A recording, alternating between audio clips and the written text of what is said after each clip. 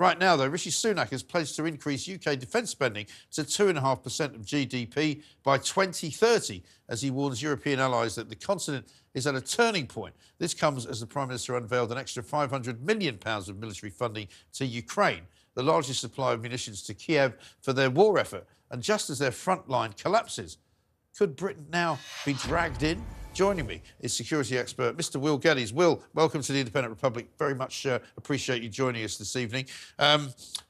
He went out to Poland today, Rishi Sunak, who's obviously sending a message to Russia because Poland is literally the adjoining country to Ukraine. A lot of people are still a little bit unsure about whether we should still be giving this amount of money. We saw the delays that happened in America with the Congress not being too happy and delaying the payments for a long time. I mean, it's difficult to know how much longer people are going to support this, isn't it? Yeah, it's a difficult one, Mike, and I think everybody's questioning the amount of money that's being donated, but also the amount of armoury. Now, in our instance, a lot of it is actually weaponry and munitions. That 500 million that Rishi has announced today to Donald Tusk that he will donate, obviously, to the Ukraine war effort or conflict effort is significant. But certainly in terms of the NATO budgets, we are one of the few countries within NATO that is actually meeting the level of investment that is necessary. Many of the countries or members of NATO are not doing so. The US are obviously the biggest contributors. But in addition to obviously our 500 million, there's some 60 billion that Biden is also pledging to Ukraine. And one of the greatest concerns is it coming in raw commodity or is it coming in raw cash? Because there are some serious question marks about the management of any finance, any hard currency, if you like, that is being given to Ukraine and whether that's being appropriated or misappropriated.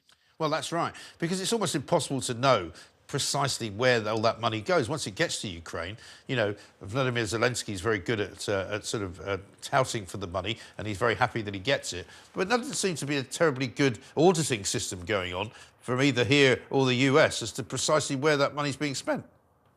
Yeah, no, and I've seen it with my own eyes, Mike, in other conflict zones. I could mention one specific example, which was when I first went into Iraq in 2003, when the Coalition Provisional Authority was first set up to restructure and rebuild Iraq.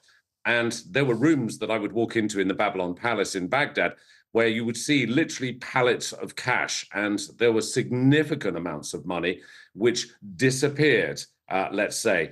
And the big question with Ukraine is, how is this being audited, as you very rightly say? And I think the big concern is that how much does this bottomless pit continue to be? And certainly when we look at Putin, now the budget for NATO is about 380 billion of collective contribution to the budget. Well, we look at certainly Putin, and in terms of Putin's budget, he's already announced that he's prepared to pay another 100 million US dollars himself, which brings their budget up to almost 377 billion. So, you know, you're talking a significant amount of money, which is matching Russia to NATO, and that's concerning. Yeah, it really is, because it can't go on forever. And it's sort of wiser heads, I suppose, are already starting to make noises about, you know, all wars have to end at some point. They always end in some kind of compromise. They always end in some kind of peace deal. It might not be happy. It might not be pleasing to both sides or even just to one side. But inevitably, that's how they all end. You know, no war really ends any other way.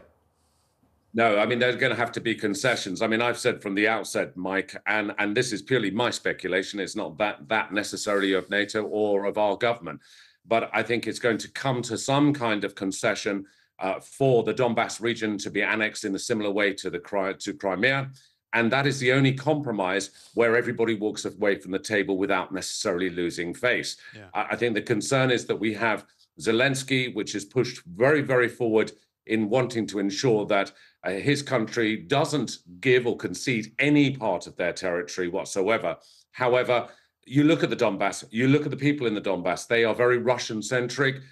They operate very much on a Russian cultural level. So to concede that area isn't necessarily going to be losing enormous amounts of face. But Zelensky to concede anything after his very bold rhetoric is going to be a challenge. Yeah, I mean, could there be, for example, a political solution, which is often the way that these things end up going, where they go to Donbass and they say, look, you know, let's ask the people of Donbass what they want, and they have a referendum. I know that, it's a dirty word around here sometimes, but, that might be the way out of it, no? I think it is. I think it absolutely is, Mike. You hit the nail on the head. Give that region a chance to be able to vote for themselves as to whether they want to do that. I mean, I know some Ukrainians who live in Crimea who are very much lent towards Russia. So hence why that they are somewhat to a certain degree annexed. Then the one thing with Ukraine is it's not going to be compromising its major seaports. Odessa, for example. So at the very beginning of the conflict, the potential loss of Odessa would have been significant because obviously that's where a vast majority of their grain is exported and also a lot of imports that come into Europe. So, a referendum in the Donbass, that might be a nice neutral way to certainly come to some sort of resolution. No, exactly right. Now, we mentioned Rishi Sunak being out in Poland today. He's now decided that he wants to raise defence spending to 2.5% of GDP by 2030. I'll ask you in a moment, Will, what that will actually mean in real terms. But let's have a look at what Rishi Sunak had to say. I believe we must do more to defend our country, our interests and our values. So today I'm announcing the biggest strengthening of our national defence for a generation. We will increase defence spending to a new baseline of 2.5% of GDP by 2030. That starts today and rises steadily in each and every year. Over the next 6 years, we'll invest an additional £75 billion in our defence. And it will be fully funded with no increase in borrowing or debt. Well, we won't get into how it's going to be fully funded, but what he is saying, basically, is that he wants to put Britain on a war footing. Does he mean that?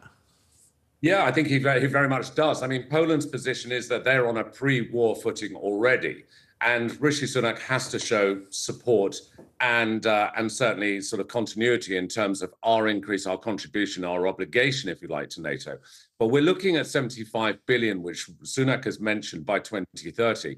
It's not going to be 75 billion by that time. It's going to increase exponentially to what some economists, and I'm not an economist, Mike, as you know, but they're estimating that figure probably rising to about 85. So there's another 10 billion. Now, much of that money, which is going to be dedicated to defense, and I'm one of the first supporters of increasing our defense standing and certainly our investment, but it will be taking from other parts of the United Kingdom. A large proportion of our GDP, defense spending, has been attributed, for example, to the NHS.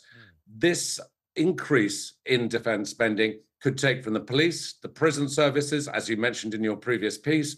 It could take from a number of integral basic parts of our country and infrastructure, which could leave them very lacking. And at the moment, they're pretty lacking already. Well, right. And what would it actually buy? Because I was listening to some analysis just last week about what the problem is with the Ministry of Defence and how an awful lot of our kind of sparse hardware, shall we say, is distributed around the world. Where, for example, a British naval ship will be sent to kind of keep an eye on China. But I was told that actually China's got 500 warships. We've got less than 10.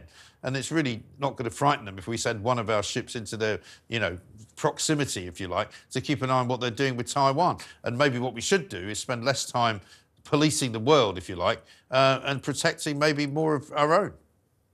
Well, again, I agree with you, Mike. We're never going to compare or compete with the United States, for example, who have the largest proportion, obviously, of their overseas personnel, generally positioned in the Far East, certainly in Japan, certainly with the emerging issues between Taiwan and China, for that example. Yeah. The other question is in terms of the defense of the United Kingdom, which is really where our focus needs to be. If we as taxpayers are contributing to this defense budget, I think we want to see a return on that investment.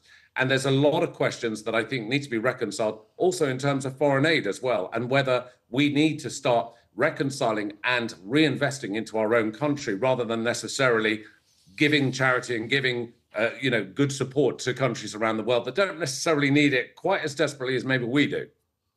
And that's the thing, because again, looking at what happened in Israel when all those drone attacks and missile attacks were fired in from Iran, again, I've heard so many commentators who know about this stuff, about the hardware that we have and the protection that we have, that we don't have the kind of protection that Israel has got. And if for some reason some country like Iran decided to fire a few ballistic missiles at us, we wouldn't be able to stop them in the way that Israel could. Well, we might be able to, Mike, actually, because certainly a little bird tweeted in my ear about how the countermeasures were contributed to, certainly in the Iran strike against Israel. And a good proportion of that was to the GPS system, which was taken down, which is why many, many planes were grounded during that whole situation. It wasn't to avoid necessary munitions flying into Israel. It was because the GPS weren't operating. There are 4 principal GPS systems operating in the world. One that's controlled by the US, one by Russia, one by China, and one by India. And the US apparently did assist in removing the GPS coverage of that area, making it much more difficult for those precision armaments and certainly missiles to hit their targets. Absolutely right. Will, good to talk to you. An awful lot to get through there, but we managed to get through it very well. Thank you very much indeed.